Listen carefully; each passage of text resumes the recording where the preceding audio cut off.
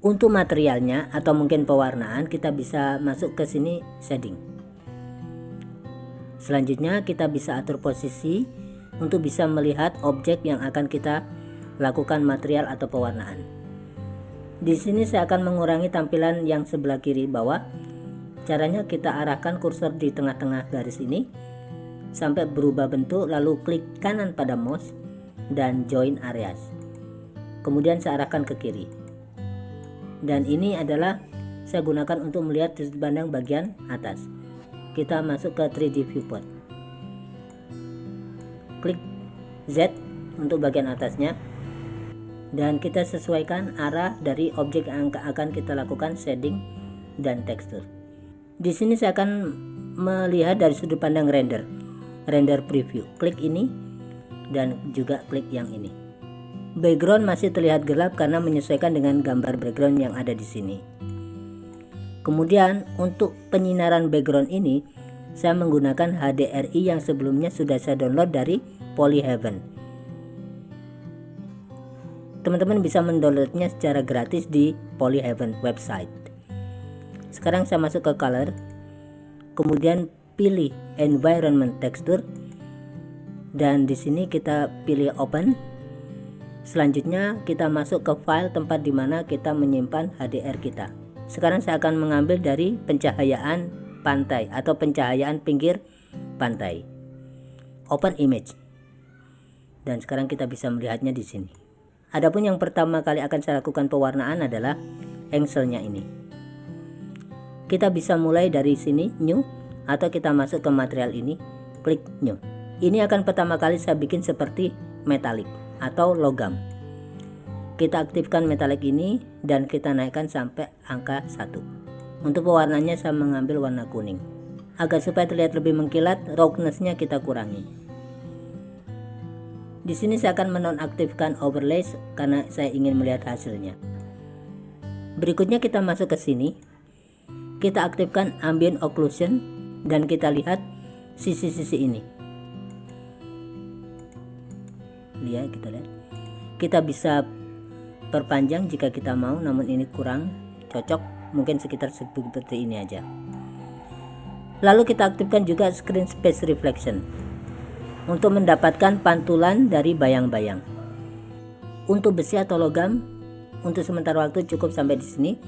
Selanjutnya saya akan membuat bahan untuk karatnya. Kita bisa duplikasi dari Principled BSD ini. Tekan Shift D setelah kita seleksi, dan kedua shader ini kita gabungkan dengan mix shader.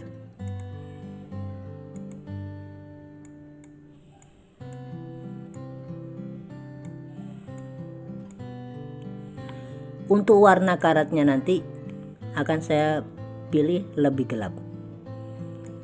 Mix shader yang menggabungkan keduanya saat ini adalah setengah-setengah.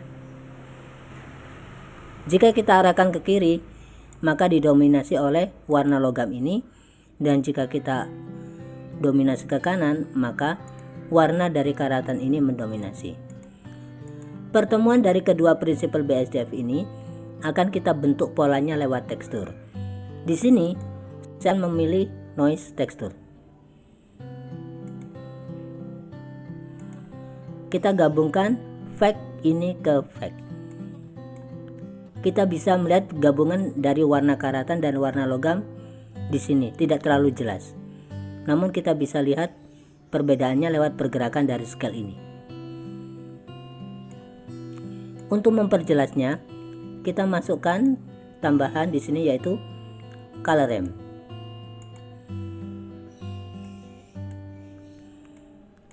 Color ramp ini terdiri dari dua warna, hitam dan putih. Ibaratnya adalah laki-laki, perempuan, positif, negatif, atau sesuatu yang sangat berbeda, namun perbedaan itu kita butuhkan.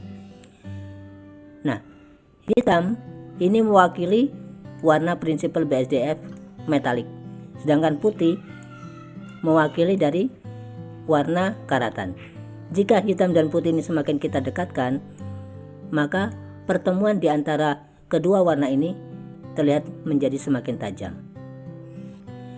Nah, selanjutnya kita melihat bahwasanya hasil dari tekstur ini terlihat memanjang.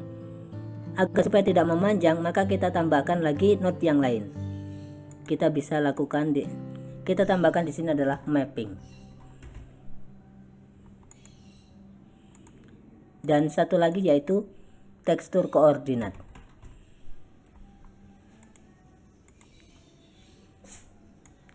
Vektor kita gabungkan ke vektor. Lalu tekstur koordinat ini kita memilih objek.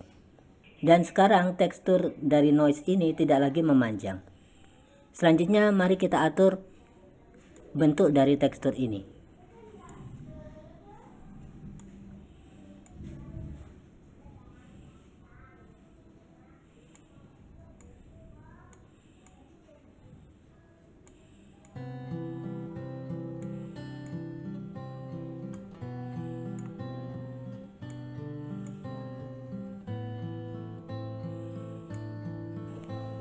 Selanjutnya kita akan bikin bagaimana karatan ini bersifat kasar.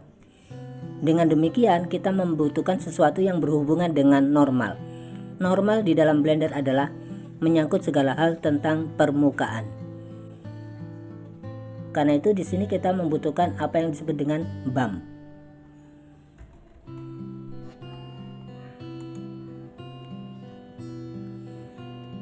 Noise itu menggunakan color, dan untuk menyambungkan ke normal kita butuh konversi atau penyambungnya. Nah, di sini kita memilih bump.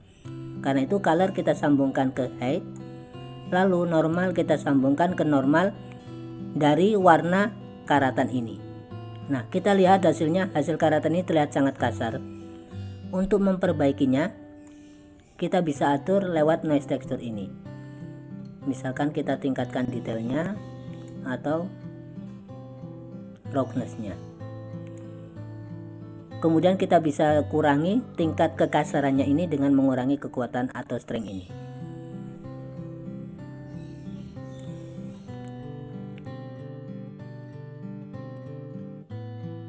Untuk selanjutnya masalah lebar dan sebagainya kita bisa atur lewat color ramp.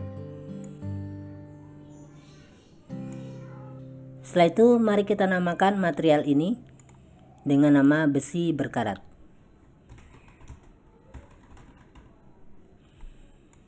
Jangan lupa untuk kita save. Adapun berikutnya adalah kita akan membuat bentuk seperti kaca. Dan itu untuk kubus ini. Kita masukkan, kita klik new di sini. Kemudian untuk mendapatkan transparan, kemudian untuk mendapatkan transparansi, transmisi ini kita naikkan sampai 1. Lalu roughness-nya kita kurangi agar supaya terlihat lebih jernih. Dan ini masih belum transparan sebelum kita aktifkan di sini yaitu refraction. Lalu blend mode ini kita ganti ke alpha clip. Untuk shadow kita bisa bebas. Dan kita aktifkan juga di sini screen space refraction. Sekarang kita bisa atur misalkan warnanya atau tingkat kejernihannya dari roughness. Nah, dari sini kita bisa melihat pantulan dari cahaya matahari yang berada di seberang dan juga terlihat transparansi dari objek yang ada di belakangnya. Dengan mengatur screen space refraction ini, kita bisa melihat bahwasannya gedung yang ada di balik bisa terlihat karena transparansi, dan cahaya matahari yang berada di samping sebelah sana itu pun juga bisa terlihat. Sekarang mari kita menduplikasi dari shader ini. Yang pertama adalah kita namakan dulu di sini adalah kaca. Untuk menduplikasi dari material ini, pertama saya akan menduplikasi dari kaca ini. Sebelumnya kita namakan di sini kaca. Kita pilih dulu objek yang akan kita pilih dulu objek yang nanti terbuat dari kaca. Pertama silinder ini, tekan shift lalu kita pilih silinder ini. Kemudian pilih kubus, dan yang terakhir adalah yang akan kita jadikan referensi, yaitu kubus yang ada di sini. Tekan shift lalu kita seleksi. Untuk mengetahui bahwasannya ini adalah referensi, kita bisa lihat dari sudut pandang wire dan warnanya berbeda. Kemudian kita tekan Ctrl L.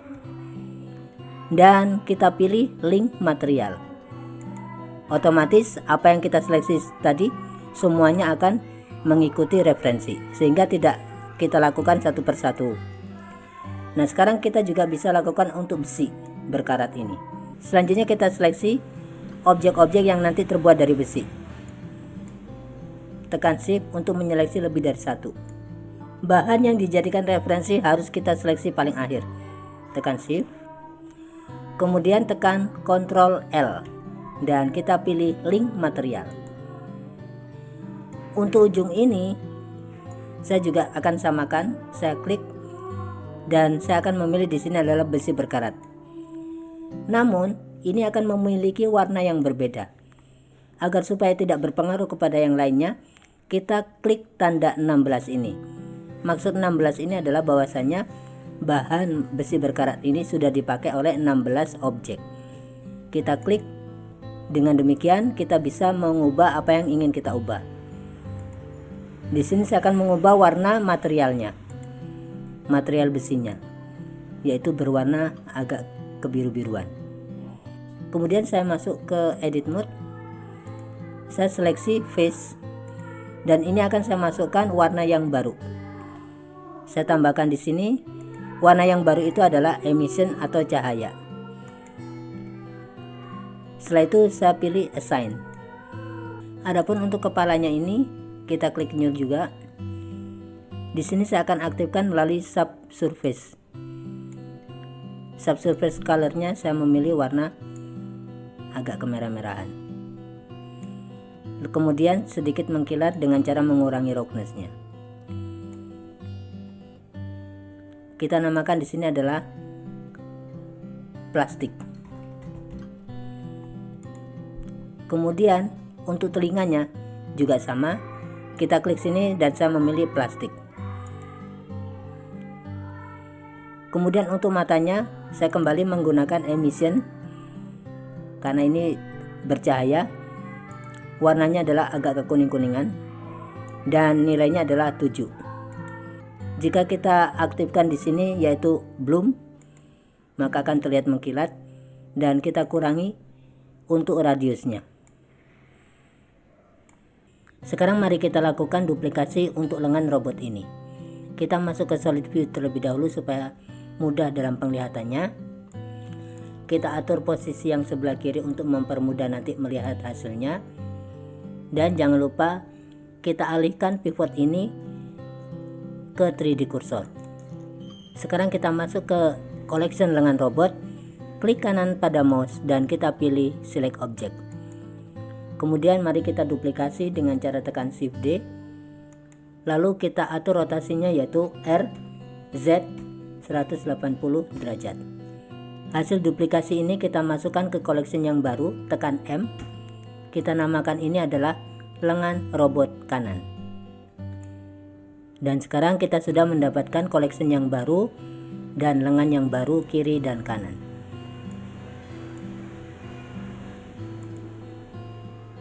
Untuk pewarnaan cakar ini, kita masuk ke objekmu terlebih dahulu, lalu kita seleksi cakar untuk bendanya. Kemudian di sini saya akan memilih kaca, dan supaya tidak sama dengan yang lainnya, maka di sini akan saya tekan angka 9 sehingga dia bebas untuk melakukan perubahan, dan warnanya akan saya ganti menjadi warna yang saya inginkan. Di sini akan saya ganti namanya dengan cakar. Kemudian saya seleksi yang satunya lagi, dan yang sama kita akan pilih di sini adalah cakar.